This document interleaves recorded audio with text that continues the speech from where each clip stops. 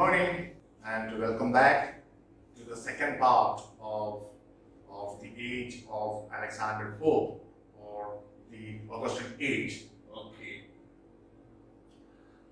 In the first part, we have seen the poets, the major poets, especially the most prominent of all, Alexander Pope.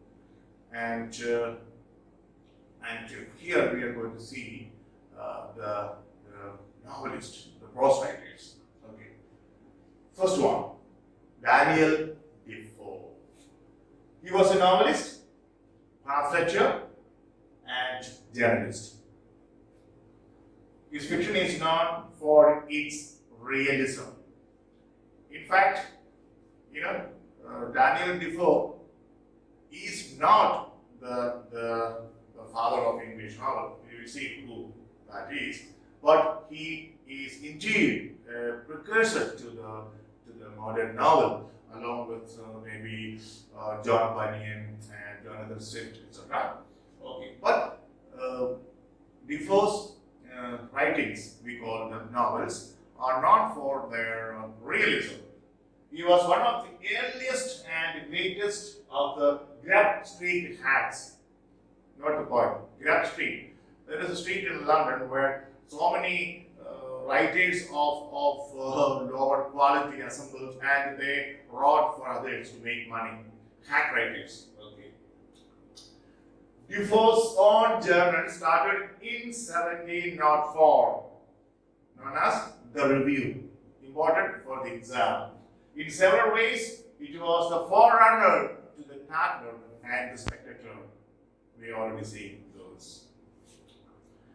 To the development of the English novel, Defoe's contribution is priceless, especially his realism. Okay? Very soon, we will have a new baby. The couple, okay, they are not here now. They are on honeymoon. When they come back, and after maybe few months, we'll have a new baby. We will see what that baby is going to be. Be ready to receive that baby. Okay. Major works of Robinson Crusoe. Sorry, not. Excuse me. Major works of Daniel Defoe. His most famous work, in fact, is Robinson Crusoe. It is a unique fictional blending of the traditions of Puritan spiritual autobiography with an insistent scrutiny of the nature of man as a social creature. That's the maybe central theme of Robinson Crusoe.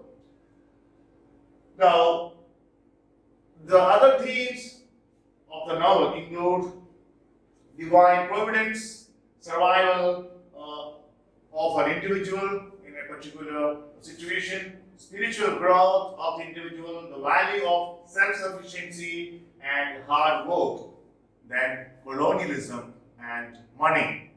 Okay, many critics see Robinson Crusoe as an advocating or supporting of colonialism, British colonial expansion. The novel draws partly on the memoirs, means memories of voyagers and castaways, such as Alexander Selkirk. Who was Alexander Selkirk? He was a Spanish sailor who had to live on an island for 4 years and for months. And it is said that Defoe drew a lot of inspiration from the life of Selkirk, who lived on an island all alone, on an uninhabited island, all alone for 4 years and 4 months. Okay. Now, a German critic termed Robinson Crusoe a book of the world. In fact, after the Bible, Robinson Crusoe was the book translated in a great number of languages. Okay. Next great work of Defoe is Maud Flanders. In fact, these two are his greatest works. The main themes of this picaresque novel, you already know what a picaresque novel, you don't know? Okay. A picaresque novel is concerned with the life, the adventures of a picaro, a rogue, one who wanders from place to place, one who has no roots. Okay. So, the themes are greed, vanity, and repentance. The novel recounts the life of the eponymous. What is eponymous means? Maud Flanders. So that is the name of the novel. Eponymous Maud Flanders, detailing her exploits from her birth through old age. Okay. It is written as though it is an autobiographical report by Maud herself. Defoe presents life as a series of vicissitudes beyond the control of individual. That's what this novel presents before us. Life is a series of vicissitudes, means good things happening, bad things happening, okay, tragedies and maybe some comedies, but it's a mixture of happiness and sorrow. It's not only a bed of roses, but also a bed of thorns. And we have no control over that. That's what this novel is trying to communicate to us. Other works by Defoe are Duncan Campbell. It's a novel. Memoirs of a Cavalier. It's a historical fiction. It's the adventures of a soldier. Captain Singleton. Again, another novel. If you can read them, they're not very important. The most important ones are Robinson Crusoe and Maud Flanders. A journal of the plague year. It is an account of one man's experiences of the year 1665, in which the great plague of London, struck the people of the city of London. So one man's experiences are narrated here in this a journal of the plague year. Okay. Colonel Jack is again another novel from Roxana, the Fortunate Mistress. It is also a novel. A New Voyage Round the World. It is also a novel. These are all minor novels. The Shortest Way with the Descendants. This is a pamphlet. This political tract pamphlet caused him to be imprisoned and fined and pilloried. What's pilloried means? Criticized, ridiculed publicly. You know what happened? When Queen Anne ascended to the throne of England, she started persecuting the dissenters. Who are the dissenters? Those who were separated from the Church of England. So, Defoe brought in support of them, and that cost him a lot. The True-born Englishman. It is a vigorous and witty political pamphlet tract written in rough verses. What is this? It was written in reply to attacks made on William III, calling him a foreign king. Remember? Yes, the first was overthrown by William III and Mary, and they were considered foreigners, and a lot of attacks were made on them. So Defoe tried to defend William III, calling him a true English man. Okay. Next important writer, Jonathan Swift, Irish. He was an Anglo-Irish satirist, essayist, political pamphleteer, poet, and cleric who became Dean of St. Patrick's Cathedral, Dublin. Hence his common sobriquet. Sobriquet means nickname, Dean Swift. Swift's pseudonym was Isaac Bickerstaff. Remember that. All these pseudonyms are very important. Remember the pseudonyms of all the writers. Isaac Bickerstaff. Now, the same pseudonym, Isaac Bickerstaff, was used by both Joseph Edison and Richard Steele for the Spectator. You already know what the Spectator is. He was the foremost prose satirist. He is a horrendous satirist, very bitter in the English language. When you hear the name of Jonathan Swift, what comes to mind is satire. Satire. How bitter he is. How biting he is. Now, major works. The Battle of the Books.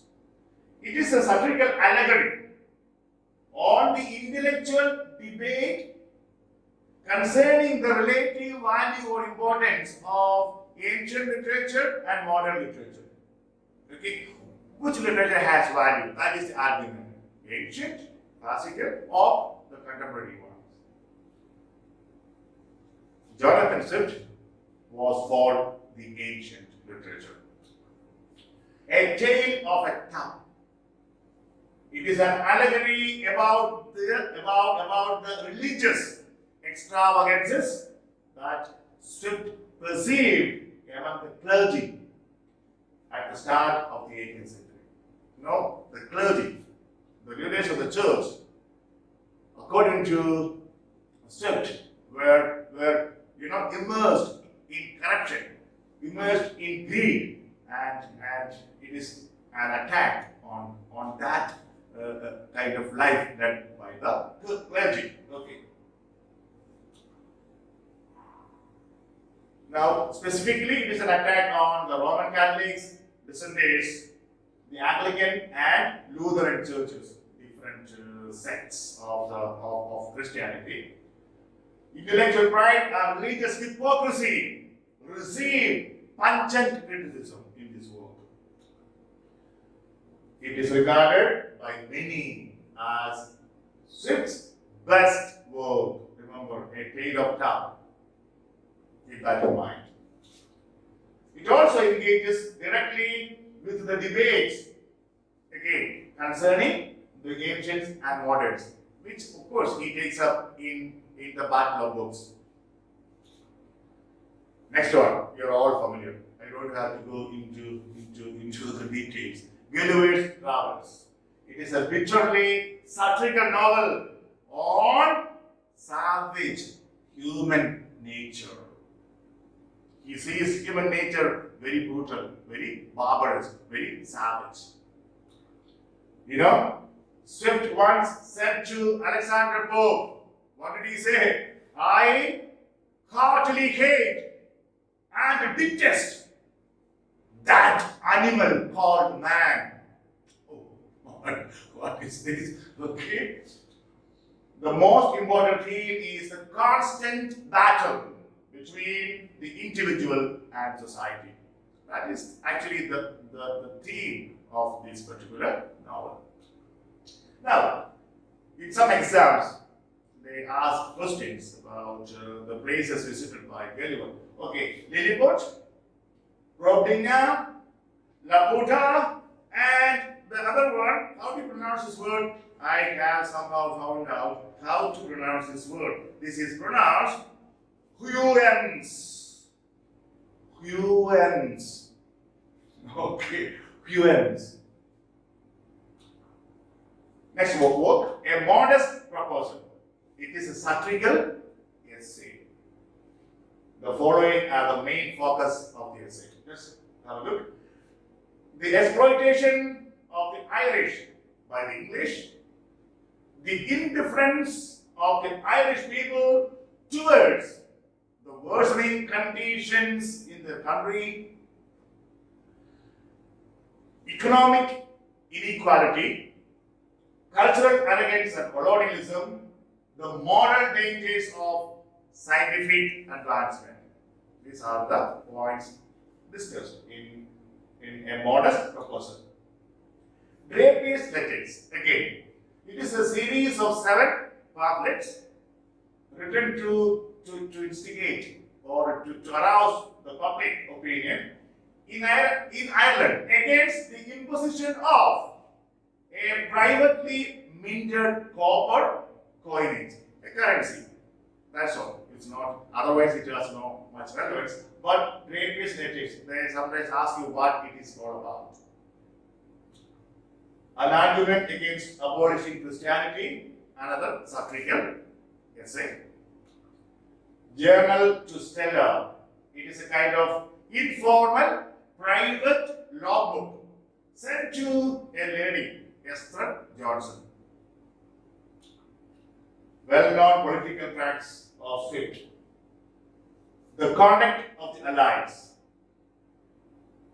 In it, Swift attacks Britain's allies in the War of the Spanish Succession between 1701 and 1714. If you want to know more about the War of the Spanish Succession, then you can go and find out. It's not very important from the examination point of view. But this pamphlet, the conduct of the Allies, is written in relation to the War of the Spanish Succession. Because when the Spanish king died, without any heir, England, France, and the Netherlands all claimed the throne. So a war emerged, that's all. Some remarks on the Bali Treaty. This is again a treaty made between Netherlands and some neighboring countries. The public spirit of Whigs, you know, a party, Whig party, okay, who championed individual freedom, as against the Tories, who stood for the royal divine right. Okay. Minor postulates. Very quickly, you can have a look. John Arbuthnot, Alexander Pope, I think, wrote something to him. Okay, then their books, not very important, but I have just included for your general awareness. Lord Bolingbroke, George Berkeley, probably his most important book is The Principles of Human Knowledge. Just note. Lady Mary Wortley Montagu, what a long name. She is, that's her importance, the precursor of the great letter writers of the later part of the 18th century. Not that now. Lady Mary Wortley Montagu. Okay? Because Samuel Richardson would follow her steps in writing his novels in an epistolary form. We will see all those things in coming classes. Earl of Shaftesbury, another writer, okay, a dilettante or a dilettante, who just didn't have the aptitude or much commitment, but just tried doing some writing for pleasure's sake. Okay. Another important, okay, genre or genre is sentimental comedies. This is very important. They are an 18th century genre which sprang up as a reaction, not that, as a reaction to the immoral restoration plays. Sentimental comedies coming up as a reaction to the comedy of manners.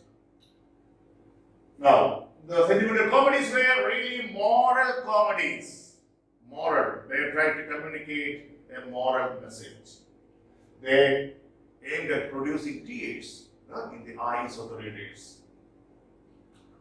Now, the protagonist triumphantly overcome a series of moral trials. In comedy manners, you don't find they are victims of, or they just willingly surrender to all the trials. But here, the protagonist resist and overcome many moral trials, even undergoing sufferings. And when you see all those things, tears come into your eyes. That's it. It was characterized by emotions of pity and sympathy, and lacked wit or humor. The writers of sentimental comedy were moralists and wanted to teach morals through the medium of their plays. Unlike the comedy planners, they wanted to entertain. Sentimental comedy writers wanted to instruct, to teach. These are the important ones for the exam.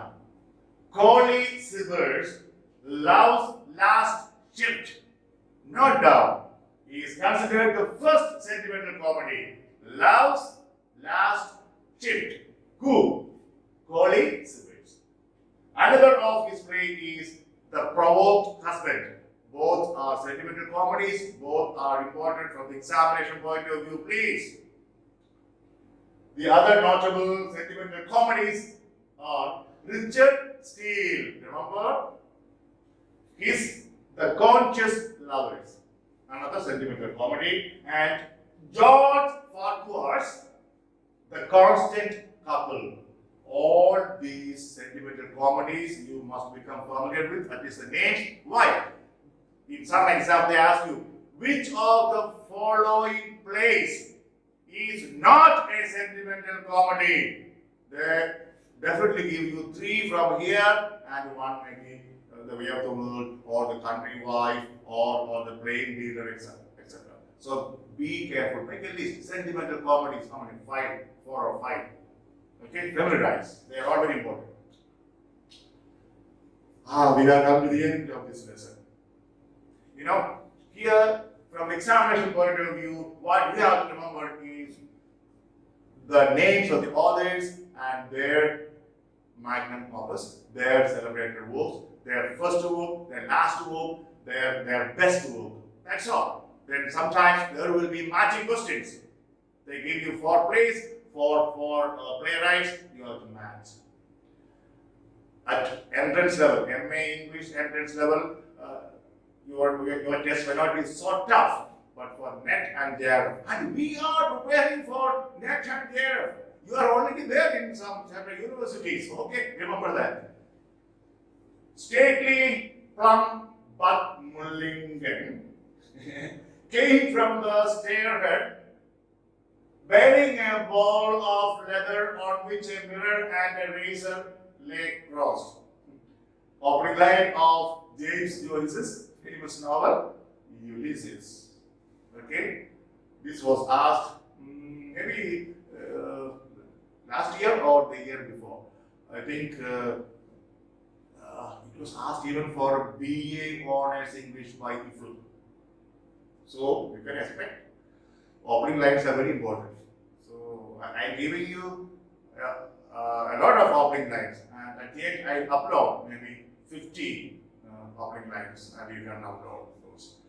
Anyway, that's all about the 18th century, the first half of the 18th century. In our next lesson, we will look at the remaining, the latter part of the 18th century, known as the transition period.